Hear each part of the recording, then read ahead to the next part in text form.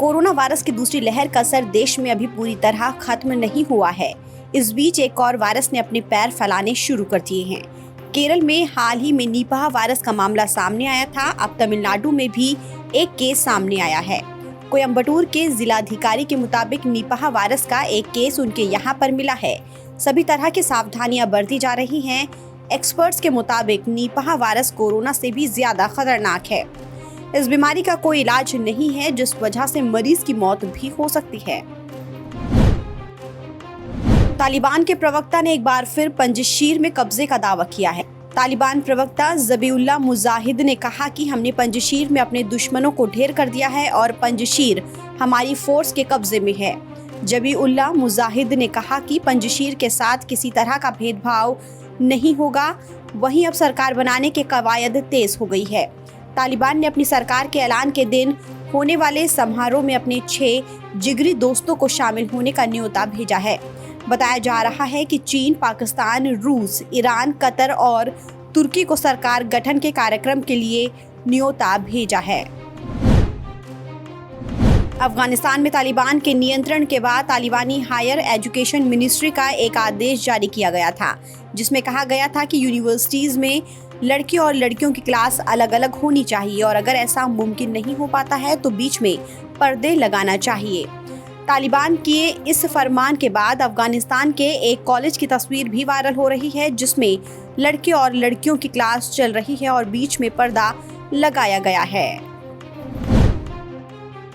कांग्रेस के पूर्व अध्यक्ष राहुल गांधी ने उत्तर प्रदेश के मुजफ्फरनगर में किसानों की महापंचायत के बाद सोमवार को आंदोलनकारी किसानों का समर्थन किया और ट्विटर पर लिखा कि भारत का भाग्य विधाता डटा हुआ है और निडर है। राहुल गांधी के ट्विटर पर बीजेपी ने पलटवार किया है। बीजेपी प्रवक्ता समित पात्रा ने कहा कि राहुल गांधी ने फर्जी तस्वीर सोशल मीडिया पर डाली। राहुल ने दूसरे के कंधे पर बंदूक रखकर चलाने की कोशिश की है।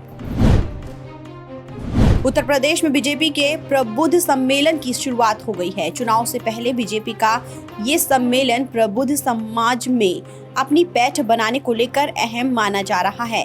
उत्तर प्रदेश के मुख्यमंत्री योगी आदित्यनाथ काशी में आयोजित इस सम्मेलन में शामिल हुए। सम्मेलन को संबोधित करते हुए योगी आदित्यनाथ ने कहा कि पहले यूपी में कोई शांति से त्योहार मनाने की कल्पना भी नहीं कर सकता था। आज सभी शांति से त्योहार मनाते हैं। सुप्रीम कोर्ट ने सोमवार को केंद्र सरकार पर तल्ख टिप्पणी की। कोर्ट ने कहा कि आप हमारे फैसलों का सम्मान नहीं कर रहे हैं, हमारे धैर्य की परीक्षा मत लीजिए। कोर्ट ने ये बातें ट्रिब्यूनल में खाली वैकेंसी नहीं भरे जाने और ट्रिब्यूनल रिफॉर्म एक्ट पास न किए जाने पर की है। कोर्ट ने कहा कि सरकार अपॉइंटमेंट न करके ट्रिब्यूनल को शक्तिहीन बना रही है। कई ट्रिब्यूनल तो बंद होने के कगार पर हैं। हम इन हालात से बेहद नाखुश हैं। नीट परीक्षा की तारीख को बदलने की मांग कर रहे छात्रों को सुप्रीम कोर्ट से झटका लगा है। सुप्रीम कोर्ट ने छात्रों की इस याचिका को खारिज कर दिया है। कोर्ट के आदेश के बाद साफ हो गया है कि नीट परीक्षा अब 12 सितंबर को ही होगी। बता दें कि सीबीएसई एग्जाम में कंपार्टमेंट लाने वाले और जिन्होंने इम्प्रूवमेंट के लिए अप्लाई किया हुआ था, उन छात्रों की मांग थी कि नीट परीक्षा की तारीख में बदलाव किया जाए। पश्चिम बंगाल में विपक्ष के नेता शुभेंदु अधिकारी को राहत मिल गई है। बॉडीगार्ड की मौत के मामले में कलकत्ता हाईकोर्ट ने सोमवार को साफ कर दिया है कि शुभेंदु अधिकारी के खिलाफ कोई कड़ा कदम नहीं उठाया जाए। यदि कोई नया एफआईआर दर्ज होता है तो पहले कोर्ट को जानकारी देनी होगी। इसके साथ ही शुभेंदु अधिकारी को जांच में सहयोग करना होगा।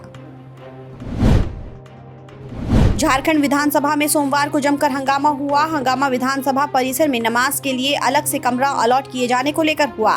इस पर बीजेपी विधायकों ने जमकर हंगामा किया। नमाज के लिए कमरे का अलॉटमेंट रद्द करने की मांग की गई। इतना ही नहीं, विधानसभा में ही बीजेपी विधायकों ने भजन कीर्तन भी शुरू कर दिया। सप्ताह के पहले कारोबारी दिन यानी सोमवार को शेयर बाजार दिन भर के उतार चढ़ाव के बाद दोबारा रिकॉर्ड स्तर पर बंद हुआ। सेंसेक्स 167 अंकों की बढ़त के साथ 58,297 के स्तर पर बंद हुआ। वहीं निफ्टी 54 अंकों की तेजी के साथ 17,378 के स्तर पर बंद हुआ।